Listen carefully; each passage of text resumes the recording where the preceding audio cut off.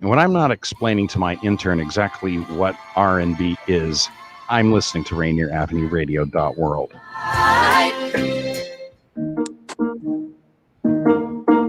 You probably have questions about COVID vaccines. Here are some answers about how they're being made.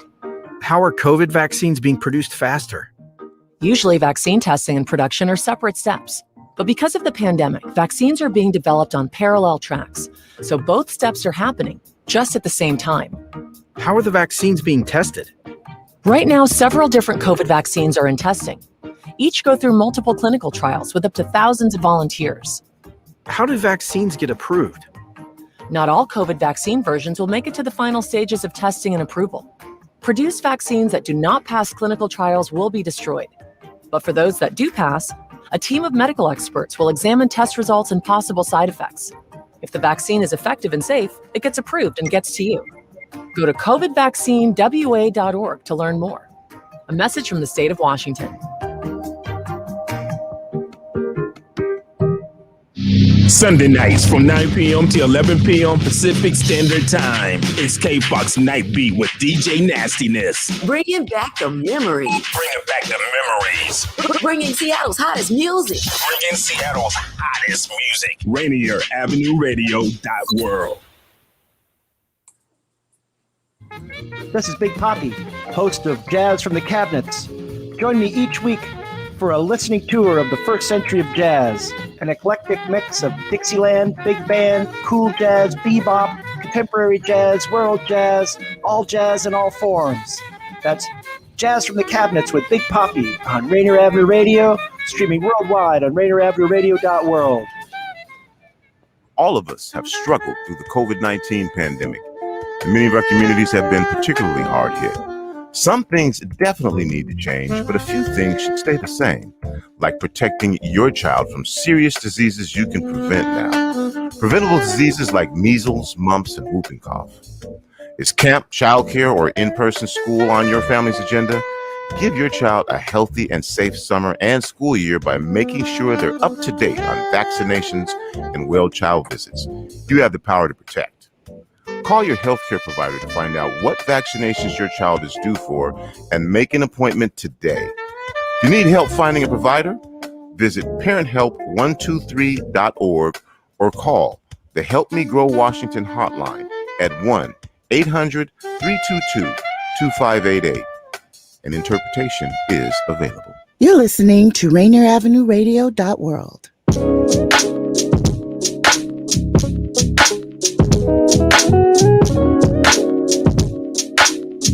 Hey,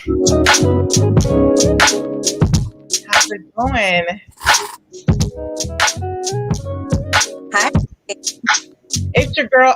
Welcome to Clean Greens Living Live. It's your girl Queen Bree and Robyn P. You're watching Clean Greens Living Live, broadcasted off of Rainier Avenue Radio. Hey, Robyn. Hi, welcome everybody. It is great to see you again. You are joining us all as well we are joining you from unceded Duwamish territory. This land is the ancestral land of the Duwamish and Salish nations. You can help them out by going to realrentduwamish.org or duwamishtribe.org. That would be great. And the music you hear is produced by Cuddy Fresh, aka Carrie Williams. And of course, if you would like to get involved with Clean Greens, you can volunteer, donate, or sign up for our CSA Weekly Farm Box. And you can go to our website at cleangreensfarmmarket.com for all the information there. So we had a pretty big weekend. We have a pretty fun show for you today. I will kick it back over to host with the most, Queen Bree. Yes, look, we had a pretty good weekend. Can you tell we're dragging, trying to figure it out? The sun cooked my brain, but I enjoyed every bit of this weekend. It was our Clean Greens grand opening.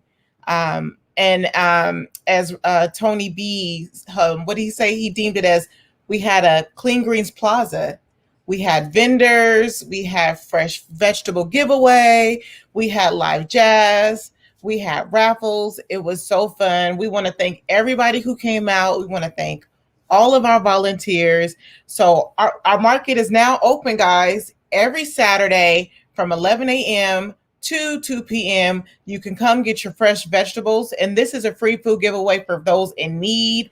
And then if you come and you need some vegetables, it's donations. And then we have our CSAs. So every Saturday, CSAs, we're still signing up if you want to join our CSAs and volunteer. If you can just volunteer one Thursday a month, commit yourself to volunteer one Thursday a month.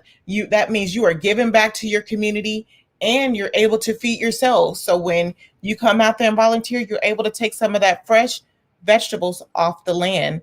Is that not appealing? It's so fun out there too. I saw pictures of you that are out there today, and I always have a good time when I'm out there. So me too. It's fun. Like, I won't lie. I think the most of it is like that drive. People put too much into the drive, but it's not that bad. And once you're out there, it's fun. One of our volunteers got to feed one of my favorite cows. He's now my favorite cow. I see him every time I'm out there. She got to feed the cow and a baby calf, and it was so cute. That was so cool. You guys can go see that on our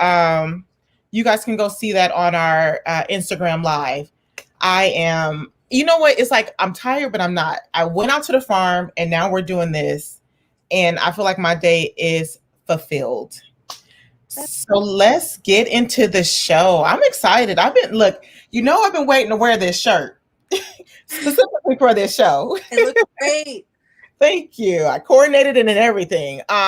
So I am very excited to welcome on our CEO and owners from Black Coffee Northwest Cafe. Black Coffee Northwest Cafe and Community Hub owners, Darnisha and Erwin. And it looks like her daughter, Michaela. So we want to welcome Michaela on. Erwin and Darnisha open up Black Coffee Northwest. I'll let you tell the history, but I just want to give just a little bit of your bio. Erwin is a CEO. He was born in Yakima. He is passionate about community building and social justice, technology, playing, and listening to music. Darnisha is a native of Seattle, Washington. She has experience in nonprofit sector. She's come from the YWCA. And I will post your bios later, but I just want to be able to talk to you guys because your bios are extensive and people need to see it. But I want to get into the show and get into Black Northwest Coffee. How are you guys? We are well. We are happy to be here. Thank you so much for having us on. This is my daughter, Michaela. My husband actually had to go out of town. He's back in Yakima. So you get my daughter, who's our president of our company. So hello. Yeah. I love it. When I don't know what I was reading, but I noticed that you guys made your children like president and then other stuff. But that's building what is that? Generational wealth. Yep. And teaching them. And I love that about you guys. I just wanted to read real quick. Janet says she'll be back out there to volunteer soon. I just want to say that so it's recorded, Janet, and I can't wait to see you back out there volunteering. So can you tell us about Black Coffee Northwest? I know you guys started, was it a year or 2 years ago? We just opened our physical location in October of last year, so not even a year yet. Wow. Yeah. It feels like so long ago because you guys have been doing it. You guys opened up and you guys we'll get into everything you guys do, but I want to talk about they opened up in a predominantly white neighborhood. And so it kind of got started off a little shaky. How did you guys navigate that? And during the pandemic, yes. Pandemic. And it was amazing there. We went up to visit and it was just the best. It was so cool. We loved the whole space, the energy, the vibe, and really congrats. Thank you. Yeah, we opened up in a white space and it was intentional. Now it was hard. I was like, I don't know if we can do, I don't know if we'll open up another white space again because it brought on some things that we honestly didn't foresee. But we live out here. And so we raised our kids out here in the Shoreline area. My husband's from Yakima, and I'm from the Seattle area, but my parents moved us out here, so we didn't have no choice, right? But we didn't have a community out here. I didn't see myself in school. I didn't see myself in leadership positions. I didn't see myself in the community. Everywhere I went, I was the only. And so we just started organizing. We have our kids were in the schools out here. So we just started figuring out where the Black people were, what the issues were, or how we can celebrate each other and how we can just show up. So we just started showing up. So we did a step team. I'm a Zeta. I love stepping. We did a step team that started in the year 2000 out in this area. Again, like just trying to find the other Black and brown kids, like where are they, and bring them out and put us together in one space.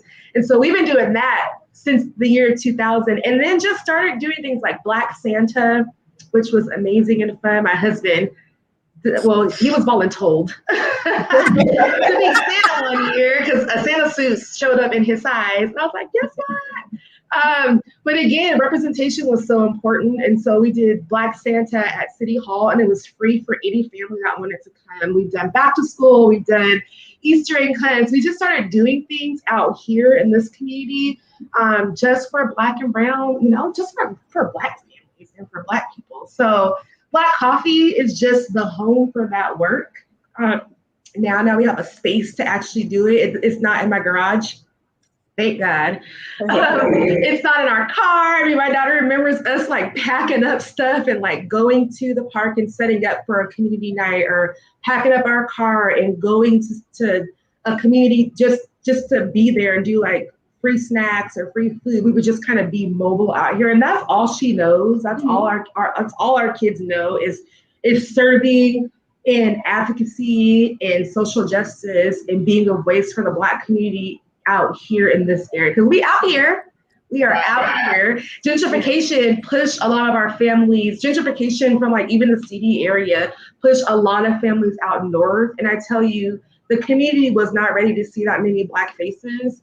And so we just knew we had to spring into action and do something. Nice. Yeah. And I was gonna add on. Sorry. Go ahead. I was gonna say, like, additionally, like, since we have a high population of Black people out here, the amount of businesses that are actually Black owned are like none, and it's crazy that we don't really get the opportunity to really build ourselves up out here just because of people's biases and us like getting places to build ourselves up and get those opportunities. And so we wanted to break that barrier and also build up other Black owned businesses that are out here that haven't been seen but are doing everything that you need to run a business. And so we do marketplaces every Saturday featuring other Black owned businesses. So we really wanted to bring that out to North Seattle just because we don't really see stuff like that. Nice. What I was going to say, you guys, how did coffee come into play? Because you guys are doing a lot, but I love it. But it's like, is it because it's the social? I don't want to assume. How did you guys get into coffee? Because it is needed, especially out here, to show Black representation, because we are out there and there's not a lot of outlets for us. And our kids need to be seen and heard on their level and not misinterpreted for the ways that they are, the way that we are being children. We don't get a lot of options to be just kids. Yes. So how did coffee come into play with all of that? I'll say it's pretty funny when my husband and I started thinking about that part of it. Our first date, we've been married for 22 years. Our first date was over coffee. Because it was the one thing that we both liked. Like, I love drinking coffee, so did he. And so I'm like, okay. So we went out and had coffee. And ever since then, we've always just loved coffee. We didn't know the business of coffee, but we know that we love going to coffee shops. Everywhere we travel, we always try to find like a small, family-owned coffee shop to go visit and stay. I mean, that's, again, something they always know. Everywhere we travel, we would look for the coffee shops, like on Yelp, to try to find them. But when we went to those spaces, we never saw ourselves. When we went to those spaces, I was like, God, they make a lot of money, but where's the Black people at? Like, how come we're not? But I always would see like Ethiopian coffees from Ethiopia or coffees from Africa. And I'm just like, there's a disconnect here. And so it was just always conversation for us. And we just love coffee and the business of coffee. I mean, we learned on the internet because you can learn anything. And I teach kids out all the time. You can learn anything you want to on the internet. And so we start learning and researching and understanding, and reached out to Ephraim at Boon Boona in Renton, who we love, who is amazing. And he just started teaching us like the industry, the business, and how we can start really coming in and diversifying the business and paving our space and claiming our way as Black people in that industry, and start building wealth and start teaching others how to do it too. So that was a long way to talk about how we love and fell in love with coffee, but it's just something that we love to drink, right? We're passionate about it. And we, you know, it's something that we just do all the time. And we know that this area loves it, and we just need it. We needed to claim our space. That was a long story, but I loved it. That was the cutest story. You have your thing, and you incorporated your marital thing in community, and I love that. You guys are incorporating Black love, yes, incorporating Black wealth, and incorporating community, and that aligns with us, and that's why we were like, we have to have you here. We're so happy that you guys came on. So again, thank you. And if you're just joining in, you are listening to Clean Greens Living Live, broadcasted off of Rainier Avenue Radio. We have Darnisha and am I saying your name right? Michaela? Michaela, yes. CEO and president, yes. Black Coffee Northwest. Robyn, did you have anything to add to this? Yeah, I really love the idea of that, building community and just seeing the need in the space, and that you and your husband had kind of a co-vision, you know, like you both have this vision, and it's really beautiful. And I'm super curious, just in starting a business like that, like opening a space, like what were some of the challenges, and kind of, was it just because you both were there to like cheer each other on, or like where was the point where it was like, can we actually do this, or what was the hardest part, or was it you know, getting capital or any of that? Like, what was the challenge? Like finding a spot? I love that it's a drive-through too. That's so key for that spot. I would say I laugh when you're talking about, you know, we work together. We work together well, but there are times where we don't work together well. There were so many obstacles. Like we don't come from wealth. We didn't have capital. We had what we had in our savings account, which wasn't much. And we were very transparent with our whole entire family, because our kids are a part of this too, right? Like my son's in college, she's a senior, she's graduating. And so we felt a little bit safer taking a risk because our kids are kind of are out. But the barriers that we had is a Black-owned business, just those words, in this area. It was like, you would think that, I mean, I thought it was going to be greater than that, but it was actually just that. It was the fact that we said we were a Black-owned business is where I was thrown for a loop, that people didn't understand what that meant out here. And it's because they've never seen it and they didn't understand. And so as we opened, we also had to teach, right? Which was a lot. And I do equity work. My daughter does equity work out here in this area. We do social justice and activism, and that's just who we are. And so I was like, we're gonna bring the community along, and we're gonna tell the story of opening a Black business, because a white business is not gonna have Molotov cocktails thrown at it. A white business is not gonna have swastikas drawn on their building. A white business, they're baristas, and we hired, my staff is 16 to 24 on purpose. They're all young Black youth on purpose. And the things that they were called, and they were fearful and they were scared because people were saying things through the drive-through, calling them the N-word constantly. And so I had to comfort them, teach the community, and then hold the community accountable and tell the story. And I said, we will not let this community off the hook. We will hold you accountable, and we will tell you that this is what your community is doing to a business. We're just trying to open a coffee shop. Like, literally, we're just trying to open a coffee shop. We are a family. We're here, our 2 kids. We got our crazy dog that runs around here. That's it. We're just a family trying to open a coffee shop. And sort of like your community, the people, your neighbors, people you work with, people you go to church with, are acting out in this way. You need to hold them accountable. And so we continue to tell that story, which was exhausting, because with that, we're also trying to order supplies. How many cups do we need? There's just the running the business part. We've never done a brick and mortar place before. And so, we spent a lot of time on Google and asking people, which has been great. But we're trying to open up and order cups, but also we have people driving up to the drive-thru calling my barista the N-word. So there's the emotional toll of that. And then also just as a Black woman out here, we intentionally created this space for, I wanted my Black baristas and girls to come to a space where they felt safe. And that broke my heart when they didn't feel safe anymore. And so I wasn't expecting that at that level. And so that was a hard one for me, because I'm a giver and I love Black girls. I love them and I want them to feel good and feel safe and so feel successful. And in that moment they didn't. And that was hard. That was hard for me. I don't know about what happened.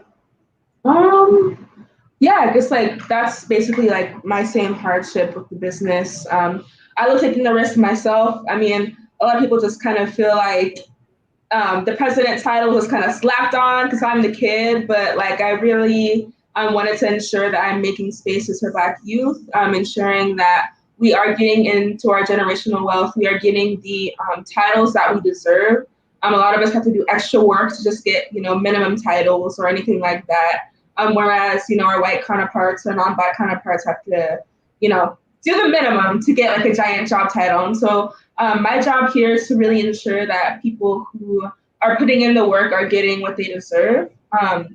And good things whether it's monetary or just a title. And so that's kind of what my job is as the president. And with that, a lot of people, I guess, felt threatened at that of seeing Black youth leadership. Whether it's, just you don't know enough, or whether it's just seeing Black youth in a space, at once, people can see that as potential danger, or just, danger. So being joyful is danger to a lot of people out here. So that was kind of my hardship. Well, I'm glad you guys are out there. I used to work out there. I won't say where. And I endured some, and you know what? It was so slick that I didn't even realize so much discrimination. I remember working there and being told I would never move up because my personality was too strong. Yes. My personality, it wasn't that it was strong, but I wasn't about to let you treat me any kind of way. And they're not used to that coming from us. They're not used to that coming from Black people, Black women. And you to mention Michaela, how they said your title was slapped on because you're related to her or whatever. That's what other people do. Right. They're just not used to us. So listen, y'all got me. I'm coming out there and help whatever y'all need. It's needed. It's needed in that area. And I know it's hard for you guys, especially in these times when we have that buffoon in office who intensified a lot of this, because where I was getting it just watered down, they're getting it just outright. And I really feel for the girls, and I'm glad that they have a strong Black woman behind them, uplifting them and teaching them. And then you're taking your time on top of opening up a business to educate. It is exhausting being a Black woman, trying to educate other people on what we're going through. So you guys, and you got a supporter in me, and I'll come out and march and do whatever you need when it happens. Come on. I love it.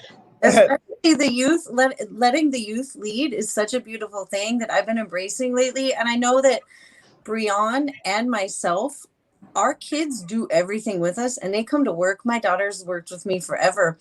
And I'm telling you, my daughter is super capable. Breon's kids are so capable that like I trust them more than I trust coworkers half the time. You know, I really see that and I really believe that. And I think I can hear it in your voice, Michaela, that you know exactly what you're doing and you know what you're there to do. Yes. And we just really see you. And I think it is an amazing thing. And that's the thing. We can trust youth. We can trust them. They know what they're talking about. They just need people to listen, you know? And one of the main oh, sorry, go ahead. No, I was looking at on that. I was like, I love like my C-suite, our C-suite, my senior leaders are all Black women the ages of 16 to 20. So they are young. Our program managers, our program directors, and I let them create their own title. We just took them to California, actually, my leadership team. We took them to California because my goal is to feed into them, invest in my staff, invest in these young minds, because these young minds they blow me out of the water every day, and they challenge me every day, and they hold me accountable every day. And I appreciate that. If I say I'm gonna do something, they're like, you know, your kids are like, but you said, right? Well, how come we're not? Or why aren't we? And as adults, we get frustrated by that, right? I'm like, I want to be like, go sit down somewhere, like you're just like, go away. But they're absolutely right. Right. They're right. They're right most of the time. They just lack, you know, like the life experience. And sometimes I would hold that against them. But I'm like, sometimes I like the fact that you don't have some of the life experience. That you're just looking at this. Go ahead. Sorry. Also, what I like about the youth too is what you said is they hold us accountable. A lot of adults don't like that, and sometimes I do find myself as a parent. I'd be like, I said, and then I'll correct myself. But you know, within reason. I mean, I'm getting better with it. But the kids hold us accountable. People don't realize. I don't think that they realized this in the 80s when we were growing up, 80s, 90s. I don't know how old you are. That kids are human beings. They have thoughts. They're watching us. They're learning from us. They're not just these blobs walking around waiting for us to teach them. They know things, and it's up to us to let them speak. And letting them speak and get it out is how they're learning. Since you are doing it, like I was a fan before, but I am really a fan now. The same way. I'm like, wow, it's not even just a community hub. It's so much more. And so we see that you guys have a lot of events. Like you have the steppers that are stepping. I follow you on social media. Steppers. You have what is it? The Black leadership. And then you guys had a car show, and you guys played a family fave. You guys play movies outside. Yes, we do. So what's any upcoming events, or you want to talk about that and talk about any upcoming events? Go ahead. Yeah, so upcoming events, our next one is another movie night. It's 90s themed. It's a house party, and we're also supporting Lewis Harris, which is a city council. He's running for city council for Mokilteo. So we're doing that. Our movie nights, if people didn't notice, each of them are themed like after a Black city council member who's running. And so most of the profits go to their campaign, and we want to support them. So this one is supporting Lewis Harris. We're playing House Party. It's 90s themed. He gets to dress up and that kind of stuff. That was my idea, by the way. I love the 90s. Yeah. They're like, what music? I got the Yeah. That is on the 23rd. Yeah, that's on the 23rd of this month. Then we have a Double Dutch Divas marketplace. So every Saturday we do have a Black Coffee marketplace. I kind of mentioned it. It's where we plug other Black-owned businesses. It's kind of like a market fair. And so at that one, we're gonna have the Double Dutch Divas, which is like a Black woman double Dutch crew. They come here, just crank up some music and just double Dutch and have some fun. So that's at that event on the 24th. And then we have our Back to School Bash, which is coming up sorry, I almost said April. August 21st. That's to support, majority Black youth. 2020 school year was really something. So we want to make sure that we start this school year off really well. We're currently fundraising to get backpacks and pencils and that kind of stuff. So if anybody wants to support us in that, please let us know. Check our website and our contact info. but we want to make sure that we're sending our Black students off well, prepared, mentally right. And some joy. Yeah. And so, those are a few events coming up. And we'll have more. That's our website that's up right now. It's getting your revamp. It's kind of hard to navigate now, but you just keep checking our website and our social media for more upcoming events. But those are the two major ones right now, our back to school bash and then our movie nights. And then tonight we start back with our STEP team, which we're super excited. We've been coaching. Well, I'm a Zeta and STEPs all the way through college, even the grad chapter, but I had to give it up after my knees. But I've been coaching a competitive team. Like, we've been traveling. These girls have traveled across the country and have competed, won a state or national title in 2018. 2018. And so we're starting back up tonight. So it's just for youth, again, out in this area to come out and learn how to step. Yeah, we do it every Thursday at 6 to 8 p.m. So every Thursday here, you can just come through. It's open practice. We do have registration today at 5. So if you want to register, have any questions about that, just check out our social media or our website. Okay, well, we're wrapping it up. What is your Instagram handler? I don't want to mess it up. What is your Instagram handler? It's at Black Coffee NW. And I actually run the page. So if you want to message, it'll probably most likely go straight to me. So that's for Instagram, at Black Coffee NW is for Instagram. And I think it's just Black Coffee Northwest, our full name on Facebook. Nice. You will see everything they got going on. If you want to donate, volunteer, work there, follow them in inbox and they will get back to you. We just want to thank you for taking time out of your busy schedule for joining us. We are excited for you. Don't take the foot off that gas, girl. Keep going. If you need anything from us Clean Green Girls, let us know. We appreciate you. I will. Thank you guys so much. You're welcome. Thanks for joining us on Clean Greens Living Live, broadcasted out from Rainier Avenue Radio. Up next, Traffic Jam. RainierAvenueRadio.world. Check us out on social media, Facebook and Instagram,